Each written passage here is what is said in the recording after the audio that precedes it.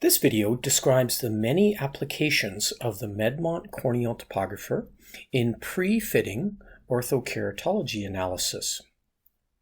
When considering orthokeratology treatment for a patient, of course the corneal topography is an important part, and the Medmont is one of the best topographers in the world because of its corneal coverage. It gives us an incredibly large capture area, and it's accurate for the determination of the first lens. One of the important considerations related to the pre-fitting topography is that whenever we do a capture, we're always taking a photo of a moving target. In other words, the patient isn't 100% steady. The tear film is always in flux. So one single topography is never enough. Always take multiple maps. When you have numerous maps to work from, then you're able to say whether the topographies are reproducible. Did I capture the patient when the tear film was smooth and even? Did I capture multiple maps showing the same topography multiple times over? Here we can see our four baseline topographies, our four pre-orthokeratology topographies. And one thing that's immediately noticeable is that all four topographies appear the same or similar. The appearance of the central astigmatism is the same. The flattening of the color contours from the center to the periphery all appear similar. These are very reproducible maps, and that's telling us that it's likely to be an accurate understanding of the eye shape. Again, remember that when we take a photo, we're capturing over top of moving tear film, a patient that may not be 100% steady, especially the kids. So taking these multiple maps gives us great confidence that we have accuracy when you see reproducible images. So never take just one capture. When we pick just one of these topographies, you'll notice that we're missing a bit of superior cornea and inferior cornea. The eyelashes, the lids may be blocking some of the ring reflection, and this can be common in the small fissure patient. One of the things that we need to do is ask the patient to open up as wide as we possibly can. In this case, we could even use a little trick and pull down on the lower lid to move the lid, the lashes, and any tear wedge out of the way so we can get more inferior cornea. One of the advantages of the Medmont is it gives us one of the largest surface areas of coverage with one single topography. But another significant advantage is the Medmont allows for composite topography. That's where we take multiple images in various directions, looking nasal, looking temporal, looking inferior, looking superior, and merge that together with the central images. And that allows us to push the ring reflection to the far periphery of the cornea and build a larger view of the eye shape. So it's highly recommended that you do a composite topography on all of your pre-fitting orthokeratology cases. It's also recommended to use the composite when you're building any kind of specialty contact lens.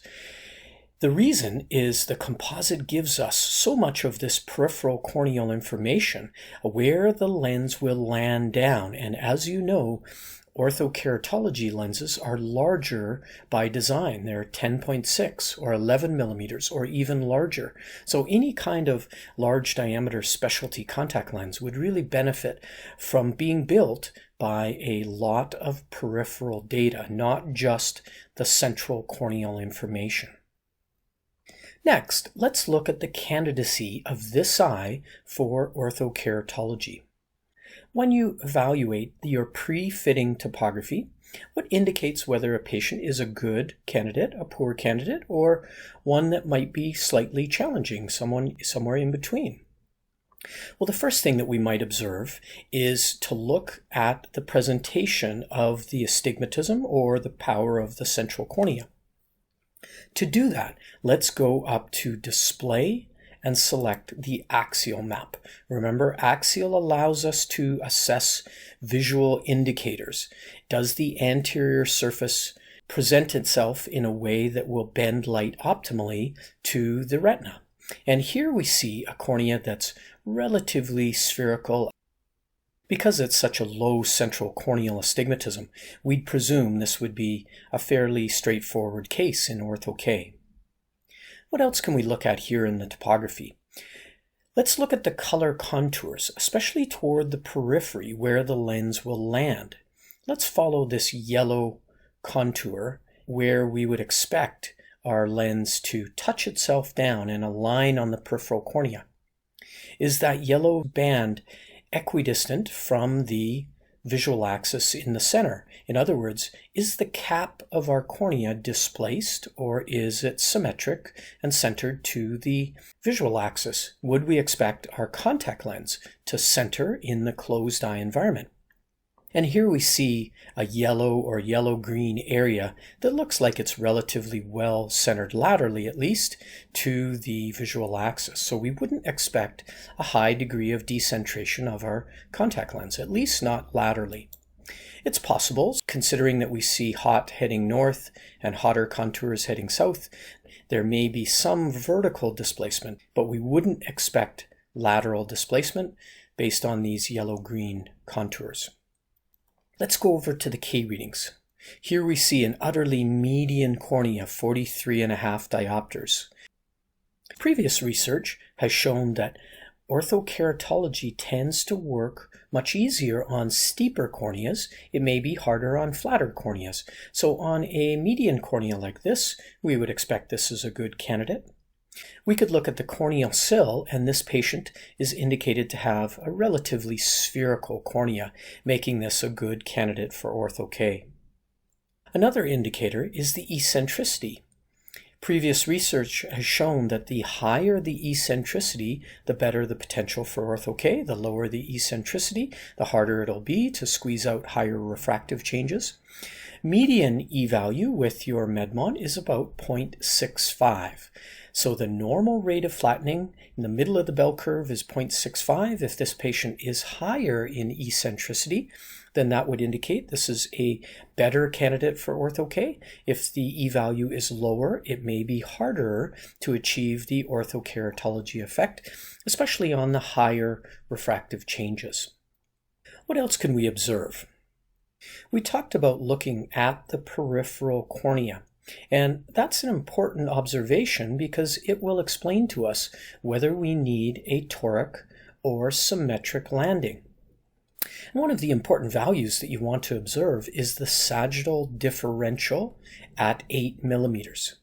This looks at the height of the flat meridian compared to the height of the steep meridian to tell you how toric is the peripheral cornea in microns. In this case, when we compare the height of the flat and the steep, there's a difference of only 6 microns. This is telling you that this peripheral cornea is incredibly symmetric. There is really very little toricity, only 6 microns of difference between the flat and the steep meridian. So in every case, the indicators would tell us that this is a good candidate for Ortho-K. We have a spherical cornea. We have very little corneal astigmatism to push out of the center. We have a corneal cap that appears well centered to the apex of the eye. We'd expect our Ortho-K lens to want to center in the closed eye environment. The K readings are median, the corneal astigmatism is low, the eccentricity is median, and our sagittal differential is low, indicating a symmetric Ortho-K lens will be called for. All in all, this is a very good candidate for orthokeratology. Here we have another case. Let's begin by going up to Display and making sure that we're selecting the axial power interpretation so we can understand the central corneal astigmatism. Here we can see an obvious indication of the orientation and type of corneal astigmatism that's presented. We notice a very regular presentation of the astigmatism. One hemisphere is pretty much a mirror of the other hemisphere. But what you'll notice is this astigmatism appears to spread from one side of the eye to the other. This is what you call limbus to limbus corneal astigmatism.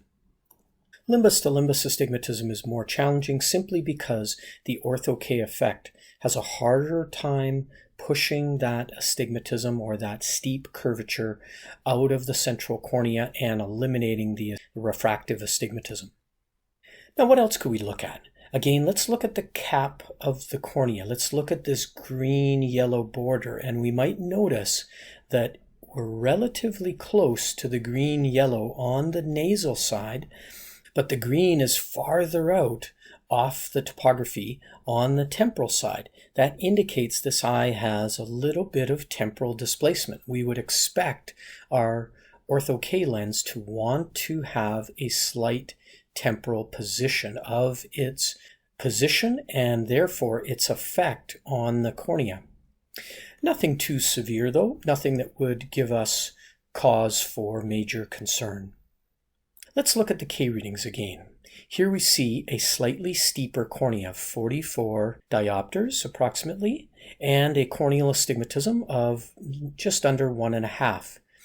Again, a slightly steeper cornea indicating a good candidate for Ortho-K. And with a corneal astigmatism of less than 1.5 diopters, this patient would be deemed very much within candidacy for orthokeratology. Let's look at the eccentricity, and we notice a 0.52 flat meridian E-value. Remember that a normal eccentricity with your Medmont is about 0.65, and this patient comes out slightly lower, indicating lower potential for effect. Now, if we needed a mild -1, -2, maybe -3, the lower eccentricity is really no concern. But if you were trying to target 6, 7, 8 diopters, achieving that type of flattening on a cornea with a lower E-value might be a challenge. We can look down at the sagittal differential, the difference in height in the periphery between the flat meridian and the steep meridian. And this patient comes up with 36 microns of sagittal differential. At around 30 microns, that's where a toric corneal GP or toric Ortho-K lens may provide a better alignment with the peripheral cornea. In other words, consider using toric rigid lenses, toric Ortho-K lenses, when you have 30 microns or greater of sagittal differential. So clearly, this patient requires a toric landing lens. Another consideration prior to building our orthokeratology lens is to measure the visible iris diameter so we can assure ourselves that we've got the correct custom lens diameter for this patient. Let's go up to Annotate, grab our ruler. Let's click our cursor on one side of the cornea where we can observe that border between the visible iris and the sclera. Then we'll drag the cursor to the opposing side, again finding that border between the visible iris and the white of the sclera. Our white to white measurement is indicating that we have an absolutely normal visible iris diameter of 11.83. Typically, orthokeratology lenses are chosen in the range of approximately visible iris diameter minus 0.8. So that would indicate we should need a custom lens diameter of approximately 11 millimeters. But each manufacturer is slightly different in the way they choose diameter. One final consideration related to orthokeratology lenses. You'll notice in this topography, we get an incredibly large surface area of coverage and data. We have a large topography analysis. The Medmont is able to achieve 10.5 millimeters on a steeper cornea. On a flatter cornea, it's going to be even larger. The Medmont, as a small cone topographer, is able to stretch those rings to the far peripheral cornea because its focal distance, its distance away from the eye, is fairly short, allowing the rings to be pushed to the peripheral cornea. That's why the Medmont is able to measure such a large surface area of the eye and why it's favored by many contact lens experts for the building of specialty contact lenses like Ortho-K. But in this case, you see the benefit of using the composite topography. We'll be able to fill in this peripheral corneal information out here. And if a conventional Ortho-K lens is around 10.6 to 11 millimeters, we want topography data to that diameter where possible. So use your composite whenever you can to try to cover 100% of the cornea to build your large diameter Ortho-K lens. The Medmont is going to be an important tool in your pre- and post-fitting orthokeratology analysis.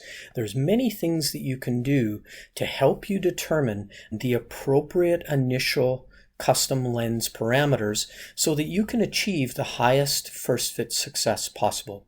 But if you have additional questions, please contact your Medmont distributor.